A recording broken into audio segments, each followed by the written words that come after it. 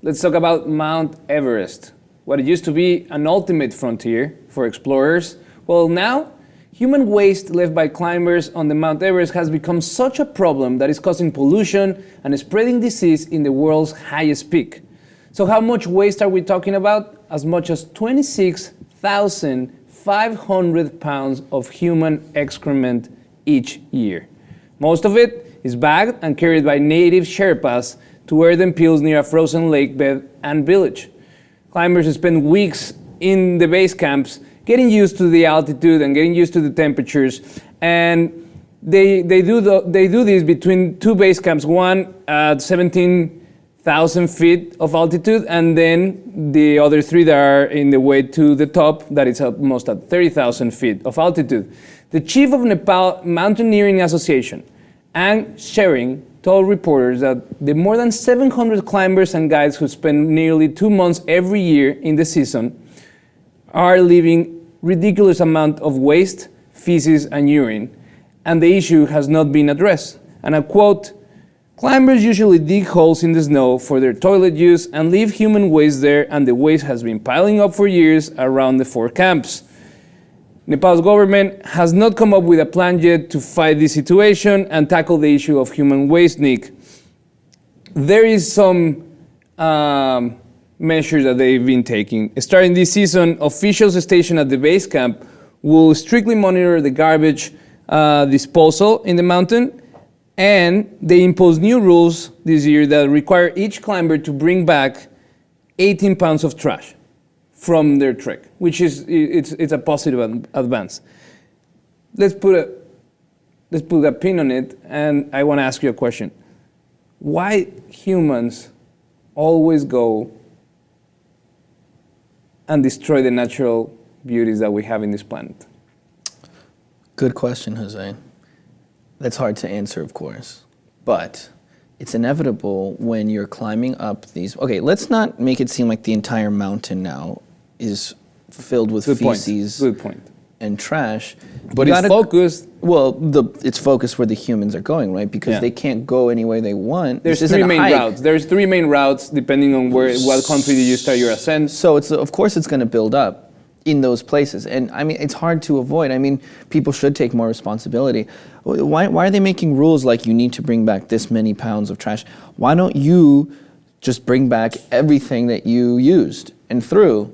But again, we have the problem with human waste. Yeah. You can bring your canisters That's and your true. fuel canisters, and you can bring the wrappers and of the food that you bring and all of that, the containers. But where people have to go to the bathroom.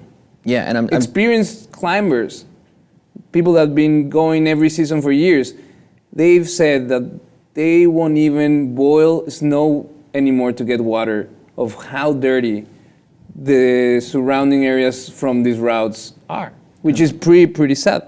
The government has made this rule where these climbing teams, they have to leave at $4,000 deposit.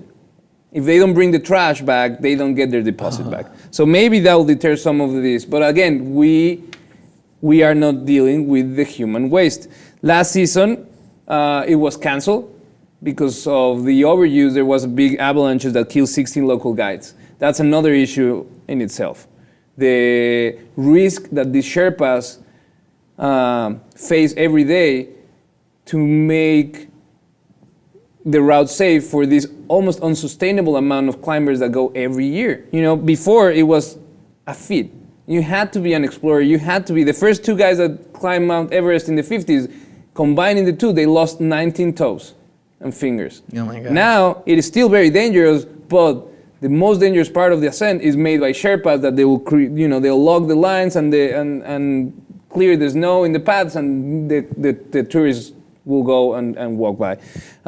Still, you have the danger of freezing wind. You have the danger of altitude and lack of oxygen. But we are adding the danger of these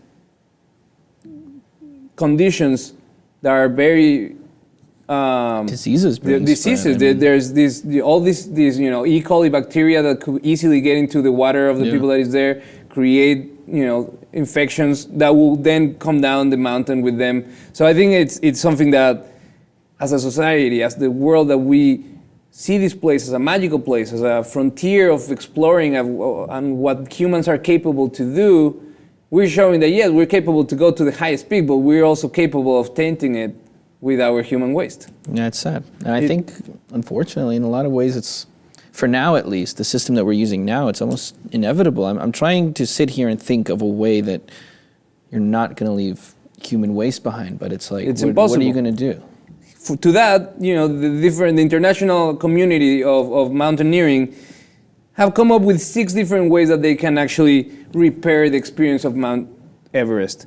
Fewer permits to limit the total number of climbers and Sherpas on the mountain every year, smaller teams to reduce dangerous traffic, certify outfitters to make sure that they meet acceptable standards of safety and knowledge of the mountain, require experience to ensure that climbers or Sherpas are prepared for a high altitude challenge, leave no trace, remove human waste and garbage from the mountain using bags to put human waste in them, both urine and feces, and bring them back down, and remove bodies of dead people, which is something that is outstanding. If you die in Mount Everest, You're staying there. You're staying there for a while.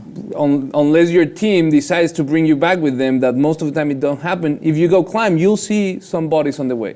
They're saying that needs to change to show respect not only for the dead, but also for the living, because you go there, you have this dream of going to Mount Everest, and then in your experience, part of it is seeing, these very, very dirty conditions and dead bodies on the way. So let us know, what do you think? Do you think that we're overusing these natural wonders of the world, that we don't know how to behave and take care of these places, or this is a natural consequence of exploration and there's nothing to do about it? Let us know what you think in the comments, and subscribe to the Leap TV.